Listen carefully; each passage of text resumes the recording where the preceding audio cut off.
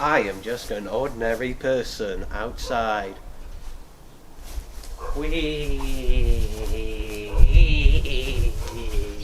I am evil stickman monster. I am evil stickman monster. I will now destroy you for reasons that I will never ever explain. Ah, well, I am not really ordinary, boring person. I am really fedora-wearing dickhead, and I will stop you! How? A load of plot conveniences, actually. Yeah. No, I mean, really, a lot of plot conveniences. I mean, we've already wasted nearly a minute. We've only got 10 of those left. In fact, a whole of those is taken up by the critics, so, if I fling my fedora, it will stop you. Because, think of a reason. I don't know, it doesn't have to have a reason. It will stop you because I say it will. Oh no! You flung your fedora. That is stopping me because you said it would. Oh no! My stick is gone! I am gone! I am defeated!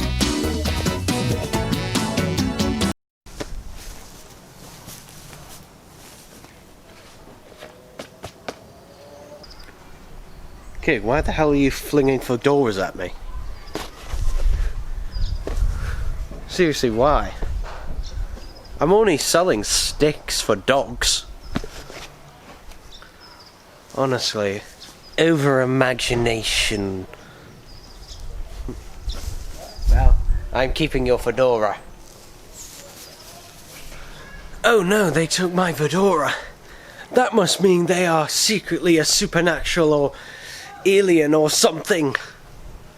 That must be the only reason. That is the way I see it in my mind. That is the reason why children cry. They are evil, now I must go and stop them. But I am powerless without my fedora. Because that is also a thing. Somehow. Off I go!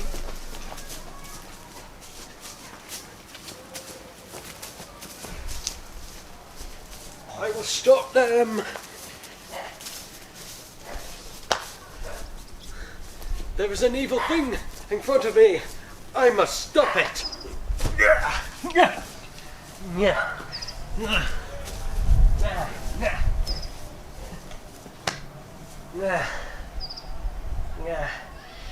Oh, I'm getting tired.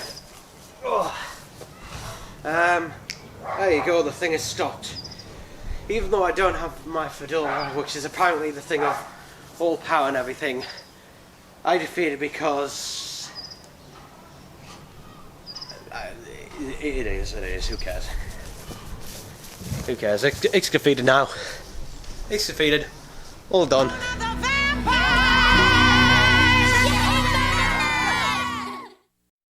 So, Mona the Vampire. Originally started as a 1990s book series, it's probably now most remembered by its television series in the early 2000s.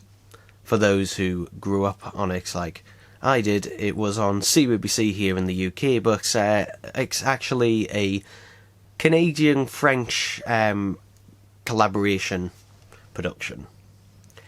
It lasted for a total of 4 seasons, and each episode would have 2 11-minute segments, so you could think of each season. Season 1 initially had 26 episodes with 2 segments, so you could think of that as 52 episodes, and each subsequent season from there on out had 13 episodes with 2 segments each, so 26 individual episodes.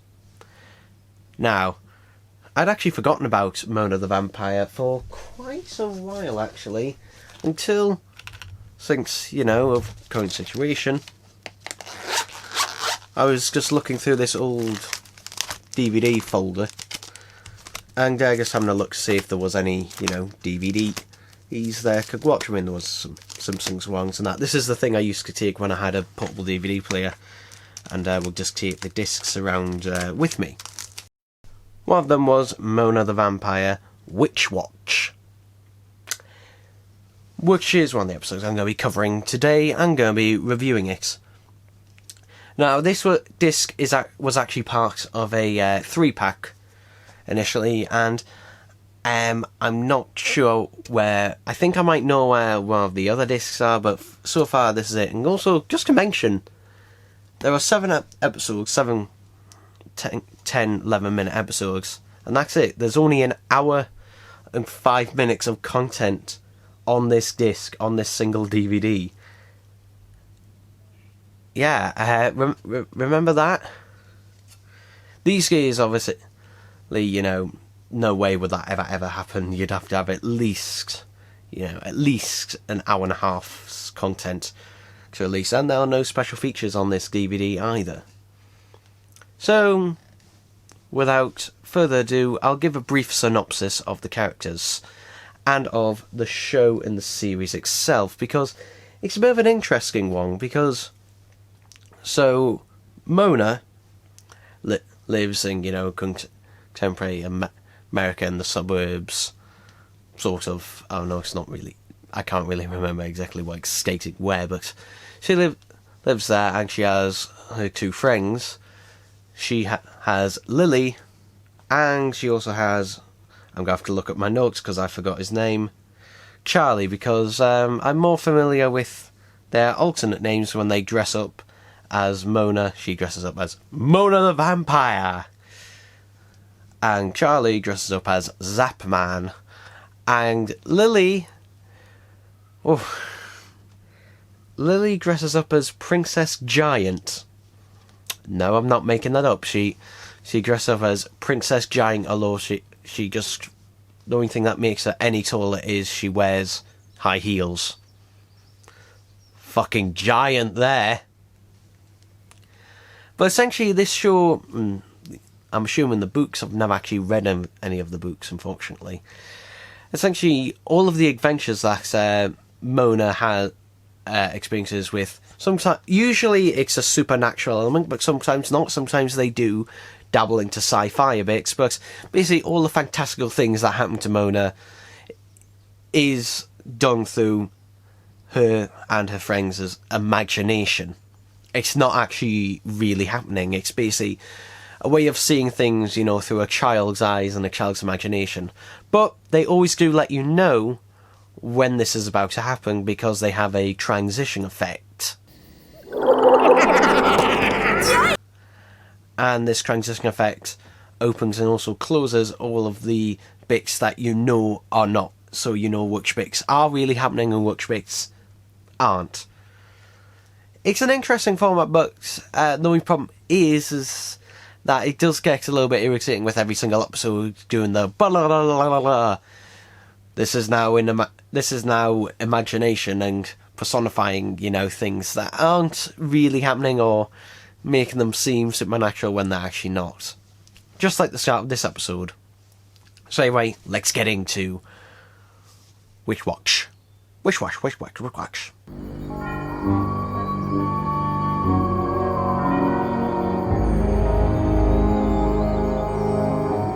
Klaatu Barada Niktu. Oops, I'm sorry. So this episode starts out with Mona performing a seance, which is supposed to give the local bully George cooties. I thought cooties was something, you know, boys were afraid of catching from girls, because she's doing this in order for, you know, Charlie to not be beat up and catch cooties from George. I really don't know, but whatever, fine. The whole point of this is that it's a ritual which has a very similar, apparently, seeing to the ritual for raising the dead, and the area that they're in, it has a old crypt or tomb where two witches, supposed witches, again, they were buried a long, long time ago and suspected of being witches, now lay. And there's a da-da-da-da-da-da. And Mona thinks she's accidentally, risen two witches from the dead. Okay. Now, these two witches are sisters, or were sisters, and they are known as the Olden Sisters. Quite a name there, Olden... And there just happens to be the Olden mansion nearby.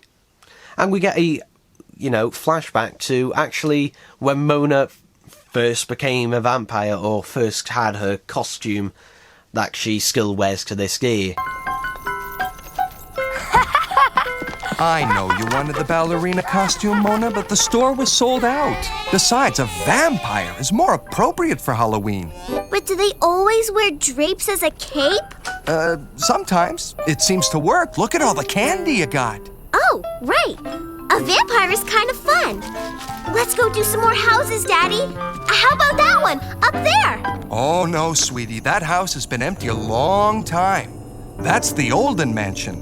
The Olden mansion? Legend has it that the Olden sisters, Chrissa and Prissa, were the last surviving family members who lived there. Until they went crazy. Some say Chris and Prissa were really witches. I just thought of something. If it weren't for that one Halloween night, you might have gone on to become Mona the ballerina. Now that's scary. Because Mona initially wanted a ballerina costume, and even the characters in the show, like Lily, makes a joke about this, saying if it wasn't for that one night and she had have gotten the ballerina costume, then she would have been known as Mona the ballerina, which kind of in the show kind of makes it as if just like the characters are sort of aware that this isn't real and it's a game. I don't know. It's never really said whether they know that they're playing a game or whether they legitimately believe this. It's kind of a bit of a 50-50 sort of thing. All I say is don't question it. No, really don't, because we'll be here all fucking day if we start questioning it. So, really fucking weird, at the same time that Mona, supposedly has risen two witches from the dead, two of the Olden Sisters' descendants, who are also sisters, who look exactly like the depiction of the original Olden Sisters on the gate to the crypt.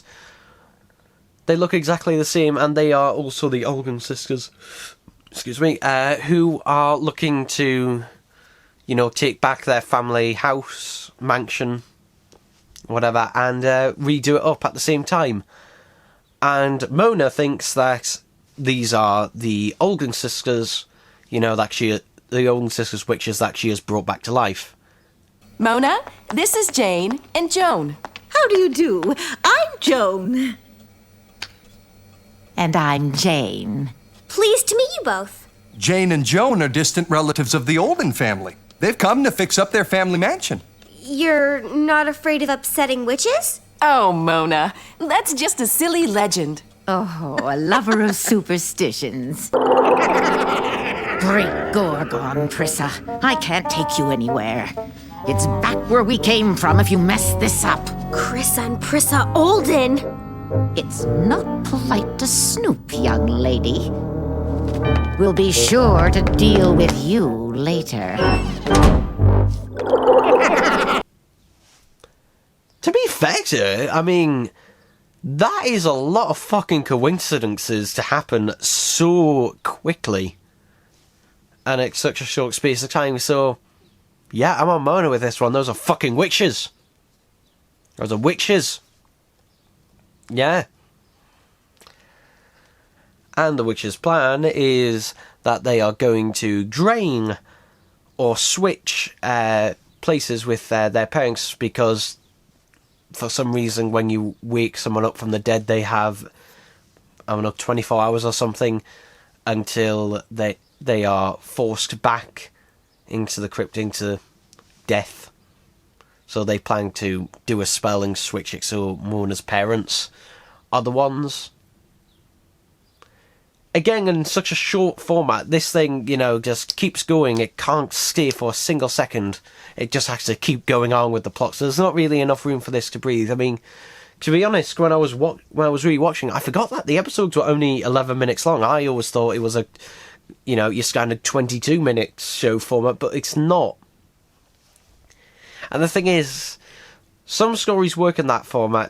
These, they kind of feel like they're just rushing through things, and they just don't have the room to breathe in such a short period of time, because literally, witches are back, resurrected, and look, it's the descendants who are actually, the ones that moan thing, and then the parents are going to be, and it's just like, go from here to there, and we can't stop for a second because reasons.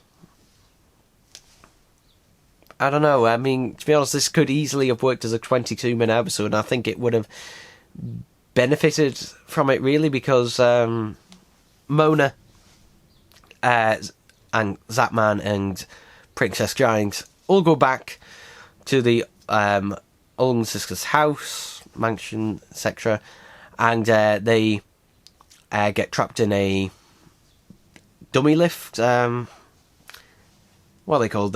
The lifts that are used for transporting food. I don't know what. Someone will say the name of it in the comments below and tell me how stupid I'm being. So, well done. It'll make no difference now because this video is already done by the time you're watching it, isn't it? Oh well.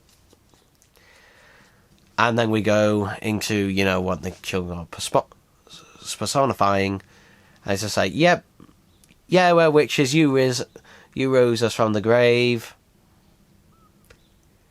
I'm just curious what actually is happening in this situation, to be honest.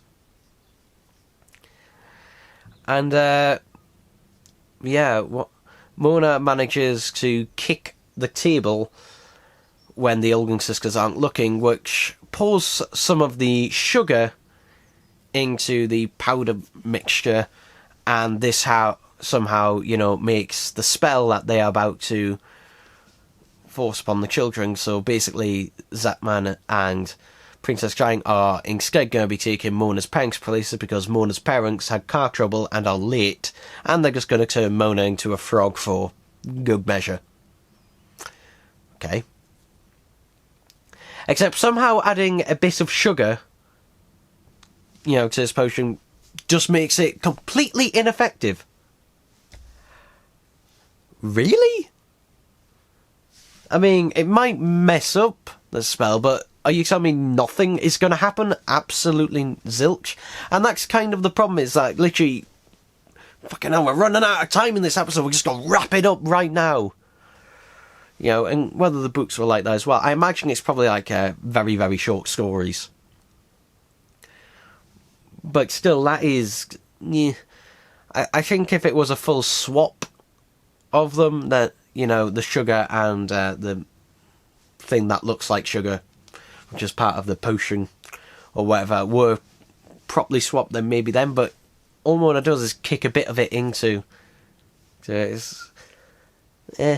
But then time runs out, and the witches turn to sand. Dad, why are they still here?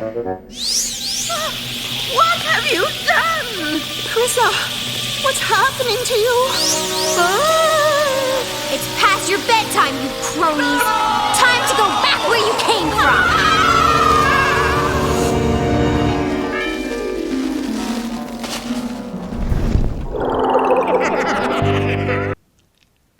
Yeah. Though I will say something about this episode, and it's something that Mona the Vampire did do really well. And it's the whole sort of atmosphere that particularly this episode creates. The music that starts off the episode is really powerful, and that music continues throughout. And also, I do love the way that the, imagination segments are shown, the animation is the same, but the lighting and the colours are slightly different. They're more vivid, generally, in this situation, but sometimes the colorization can be completely different. But it always, makes it clear that it fits the tone of whatever. So, just Witch Watch is a decent episode. The only problem is that it kind of just hits the wall because it runs out of time before anything can truly start going. I really think that the final confrontation with the Olden Sisters, it should have really taken up a bigger portion of the episode. For example, there's a section in the episode where Mona, Lily, and Zapman... Mona, Charlie, and Lily... There we go. All actually go to the Olden Sisters' house just to have a little look, and Mona has a look through a little gap, and it just looks like a normal house inside, but gives her enough suspicion. To be honest, you could have cut that completely from this episode, and it would have not made a single difference to the overall plot. I think if you had have cut that from there, then it would have gave more time to have more of a focus on that final climax, because it just kind of... It just comes and goes that quickly. There's not really much of a confrontation like there is in other episodes. It's which is a shame, because it gets all saved for this end bit. Also, the makeup on Mona's mother's eyes... Mona's mother's eyes looks a bit weird. It looks fine on Mona because she's supposed to be in vampire form and that bit why she puts the makeup on, but it just looks really weird on Mona's mother, so I think I'll just mention that. But overall, it's an enjoyable enough episode. The only problem is it just goes by too quickly, unfortunately. It doesn't have, enough time to actually focus on any of the elements, because it's just going to such a short format, which is unfortunate. Sorry.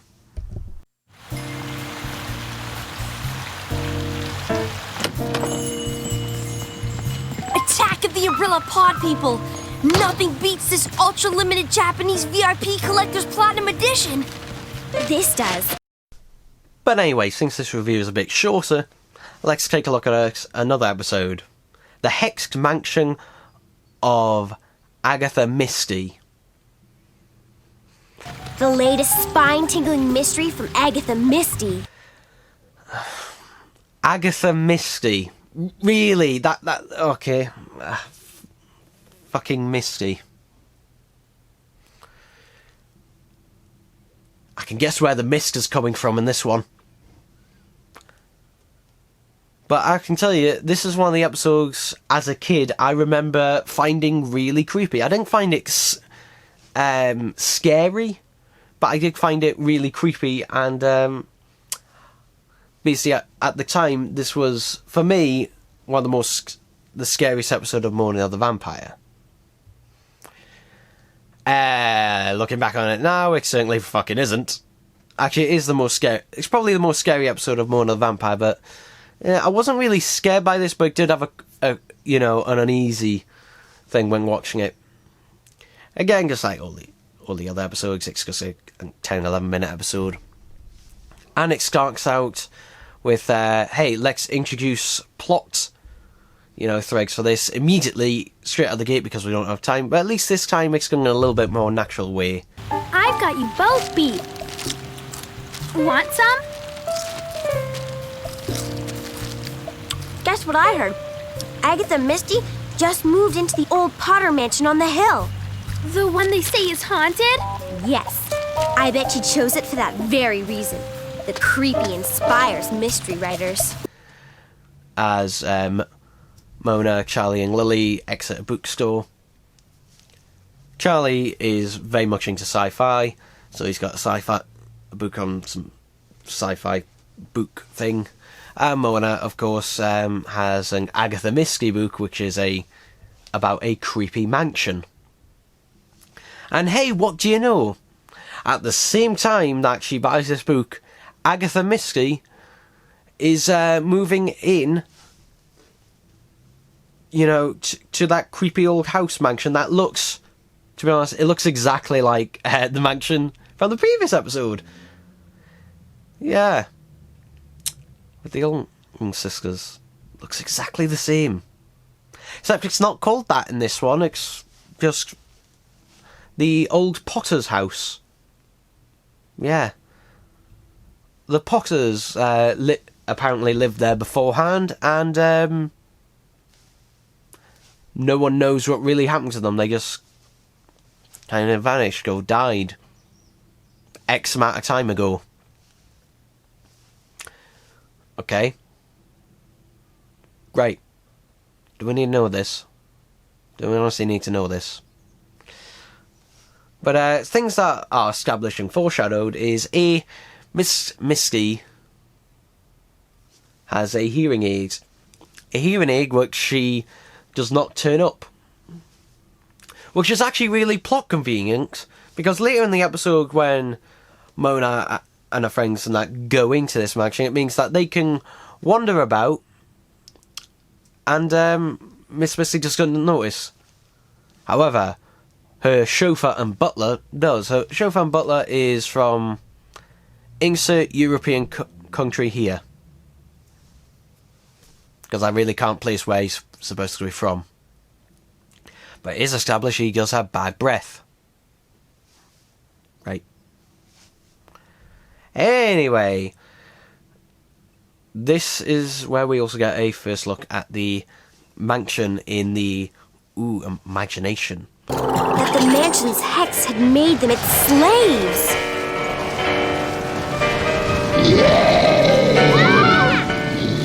It is haunted!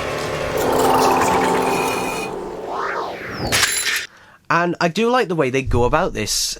It actually seems more like a 1930s-ish horror film in the way that everything suddenly goes to black and white. And also, something I do actually really like that they did here is that they have the music in these segments, in these black and white segments, be piano music. Just solely, you know, creepy piano music. But also, they also distort the audio. They make the characters' voices more muffled, like this, in order to make it sound like, you know, an old 1930s or 40s sort of horror film. Which, to be honest, I really appreciate things like this. It does actually add to the aesthetic of the episode, but also, this is also what added the creep value for me. Was it was in black and white, but also it was mainly that creepy piano music. To be honest, that got to me emo as a kid. That was the creepy thing about it, was not essentially what was happening, because what happens is not particularly scary. It's mainly the piano music, for the most part. But anyway, Mona deduces that Miss Misty and her butler are hexed. And the house will eventually just turn them to dust after it no longer needs them. Which is apparently what happened to the Potters. You're really not a wizard now, are you, Harry? So they all decide to go in the house. And this is where, again, the plot conveniences and the things that are really fucking coincidence dynamics go way through the roof. Expecting this, the heroes, that's us, twist the deceptive door knocker to gain access to the mansion. It worked! Miss Misty! Miss Misty! We've come to save you! So, the book that Mona is reading is apparently based on this actual house. Okay, that Miss Misty has only recently moved into. So how is the book based on that? But anyway, the book basically gives us a cheat code to how to survive this house. For example, in the book, it says to twist the knocker, the door knocker, in order to enter the house. It says that in the book, and they do it, and it actually fucking works. Now, if they were in, you know, the imaginary setting that they're personifying, if it was in if it went back to the black and white setting and the piano music was playing, then okay, fair enough. But this is not. This is real life. So in real life, Mona reads this in a book, and they try it on Agatha Misty's actual door knocker, and it actually opens the door. It really works. Yeah, this scene, I don't know, it feels like it's being written for it to be in, you know, the imagination segments of the episode. Because, to be honest, I have a hard time finding that to be, because, like, wait, what? While I was watching it, I don't think it bothered me it didn't, though, to be fair to myself, sorry, not myself, the episode, it didn't bother me as a kid. But just when watching it now, it's just like, that's a bit of a plot convenience thing. I think that's kind of the problem with looking back at it. As a kid, you didn't really question any of that. You just accepted it straight away. But as an adult, we're really questioning everything and trying to make sense of it all. So maybe that's the problem here. I'm trying to make sense of something that you're not supposed to pay much attention to. You're just supposed to ignore it and just get on with it. So in that sense, okay, maybe I should just shut up and get on with it. But so immediately when they do enter the house, we go back into, you know, Mona's imagination. This is how it'll remain for pretty much the rest of the episode, almost. And they imagine that the house is shaking, and the house makes a grandfather clock fall against them and smash. So they have to escape into a library room. However, just as they escape into the library room, we go back to reality again, to what's really happening, because we go back to colour. And here's the thing. We do hear a crash. So that grandfather clock did fall over. And the house does actually shake. And there's a reason for this. But, we'll get onto that later. Okay? So they try to convince the butler that, hey, you're being hexed, the house is controlling you. And the butler's just like, no, I'm not hexed. What are you doing here? Get out. Sophia? You know, and the imagination is trying to compensate because we're in black and white again, so the butler's just now the villain. So, yeah, Mona and that escape into the belly of the beast, or a basement sort of looking room. And this is where the creepy bit, this is the thing I remember really vividly about this episode. The walls start coming in and are going to crush Mona and her friends. Oh dear. This is a problem. And they try putting a broomstick in the way, and the broomstick is bending and is going to snap, and shit, we're out of luck, and the door will not open now. But don't worry, we have the Book of Plot Convenience. And somehow, they didn't notice this before, but underneath a rug, there is a trap door. Right in the centre of the room, under this single rug in the centre of the room, there is a trap door that they all jump through at the last second, and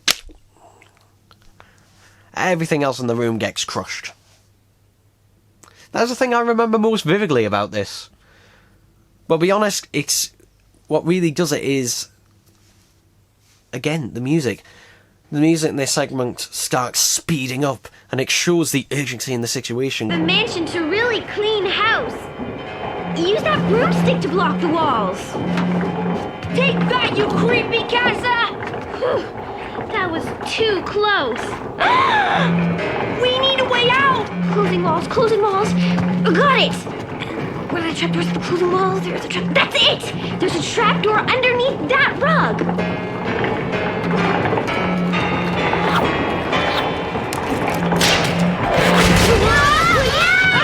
Where you're just like, shit, these walls can't be stopped, we're done for. And plus, these are kids, they can't really, they're pushing against them, but, I don't know. Again, I'm curious to wonder what is actually happening in this room in real life. I can imagine in real life there'll be a trapdoor in this room, but I'm just wondering, because normally in the episodes, there's normally something in the episodes that, you know, vaguely relates to what's happening in the imagination, where you can see how, you know, a kid would personify this in their imagination to how they're seeing it. So I'm just wondering what would happen in there. But then they reach, you know, the proper basement, and these two ant creatures, who are apparently the guardians or whatever of the house, wrap chains around them and then realise, shit, I need the toilet, and just run off. Okay. So, this house, you know, pretending this dream thing, this imagination thing, is real. The house knows that these kids are a threat, or at least it thinks they're a threat.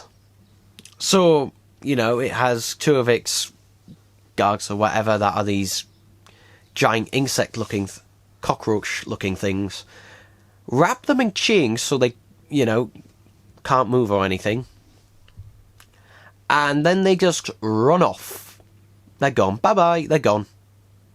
And we never actually see them again. They just run towards the screen, run off, and then they're gone. Why did they run off? Why did they not guard them? You know, that would have been a logical thing to do in this situation. But again, it's all to do with timing. Well, the time in the episode. We're running out of time in this episode again. Oh, we've introduced a couple of guards. It's like, they could have had the chains to be honest, there's a way you could have rewrit this and it would have made a bit more sense if the chains were just magical and they just magically wrapped themselves around them. To be honest, that would have made more sense. But no, you're questioning the episode again. How dare you do that? No. You think you weren't going to do that anymore? Don't question things. Okay.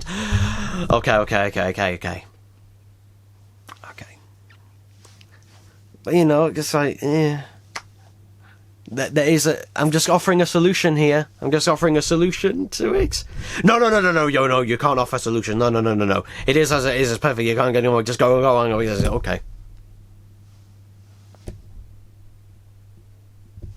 Okay. So to escape the chains, you know, rather than just unwrapping them, because they just wrapped the chains around them. They didn't tie them or anything. They didn't put a lock on them. They just wrapped around them. So surely it'd be easy to shake them off, but no. Okay. So the book says we need acetic acid in order to have the chains unravel themselves. Remember at the beginning of the episode where Charlie buys a book, Mona buys a book, Lily doesn't. She buys some salt and vinegar crisps. Okay?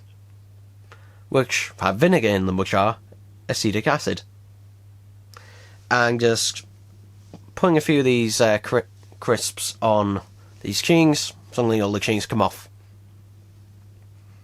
And also, they're still able to move their arms around a fair bit. Okay, I think you're over-exaggerating how much vinegar is in one of these. You know, oh, but you're questioning again. Okay. To be fair, that is a bit of a nitpick on me, so I'll hold my hands up. Sorry about that. We good? So, they get trapped now in the boiler room, where they are confronted by Miss Misty's butler. And Mona decides to not bother looking at the book anymore. And since the butler just gets her mad, and she chucks the book into the furnace of the boiler. Okay. Which somehow makes the butler turn to dust, and there are just two little eyeballs left of him. I'm just wondering how the hell did that relate to that? Like, even in the imagination, the book is basically just a survival guide. I don't know how destroying the book caused, the butler to suddenly turn to dust and be nothing but a pair of eyeballs, and then the house begins to fall apart and destroy itself because, shit's happening. So Mona tells Charlie and Lily, get out here. And she goes to upstairs and finds Miss Misty and leaks out of the house, and then suddenly we're back in reality again. And the house actually does fall down in real life.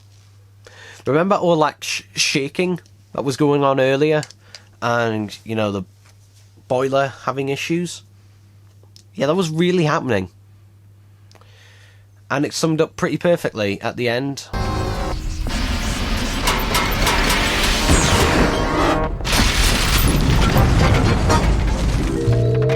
Termites, a faulty furnace, and a cracked foundation is a real recipe for disaster. So termites, along with faulty foundation and a faulty boiler, resulted in the entire house collapsing. Wow. Right. Also, Miss Misty's butler got out okay. He just got out. Fuck Miss Misty, I'm out. And he just leaves her his resignation. Even though he would have had no idea whether even though he would have no idea at all whether she got out or not. He is a shit butler, and she is, she is very happy to see him go because his breath was driving her mad. Yeah, I think leaving you inside, a collapsing house, I think that's a bit more of an issue. And then just assuming that you got out, since, we never see him again. But again, very convenient. But also there's a slight problem.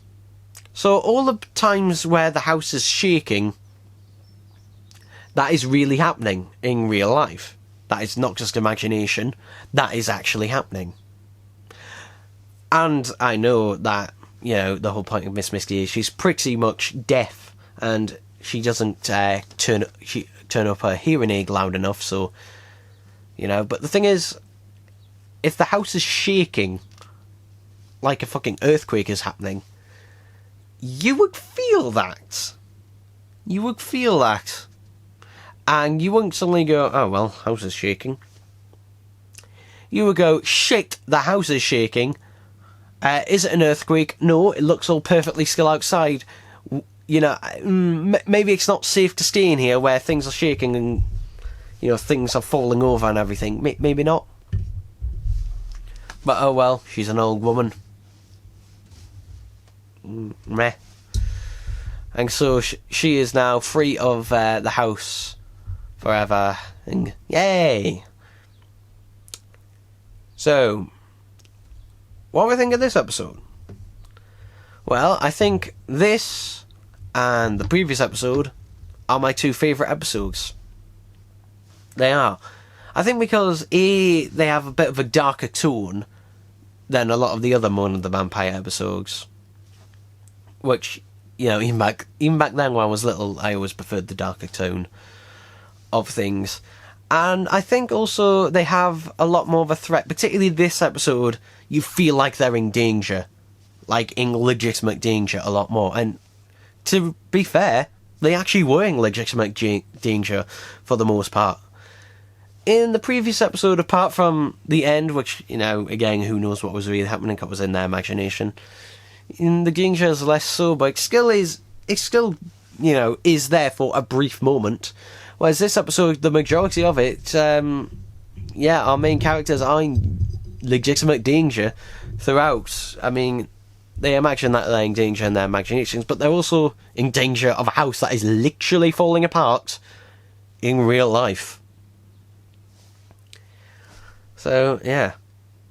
So, would I recommend that any of you go out and go watch Mona the Vampire? I mean, you can buy the DVDs pretty cheaply. The one I was talking about, which in the UK, pretty cheaply.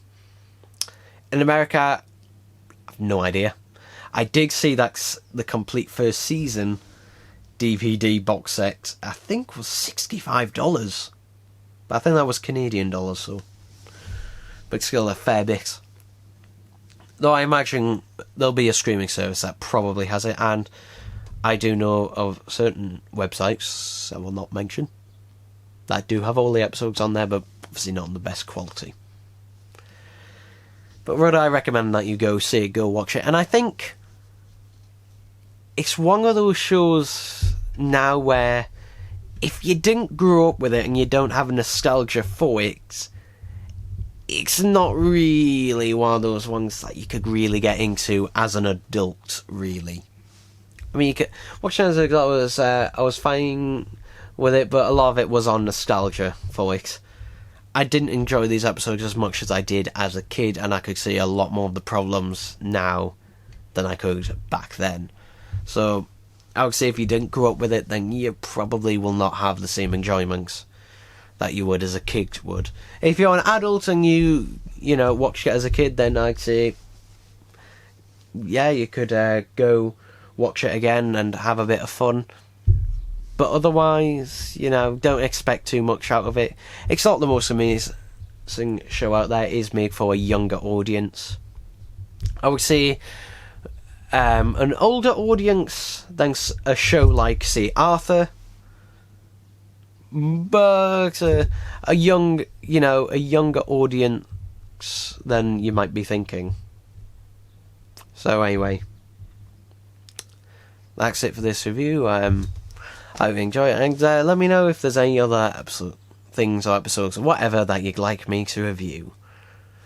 Bye bye. Ha! I was able to get my fedora back. Now all of my powers have returned. Oh no!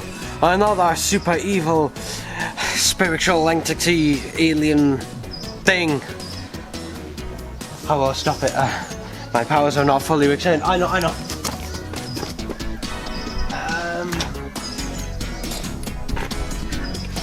Yes, this magical brick will do it. This magical brick!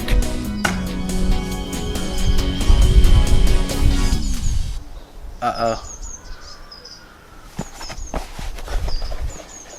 The power in the magical fedora must have made me do it,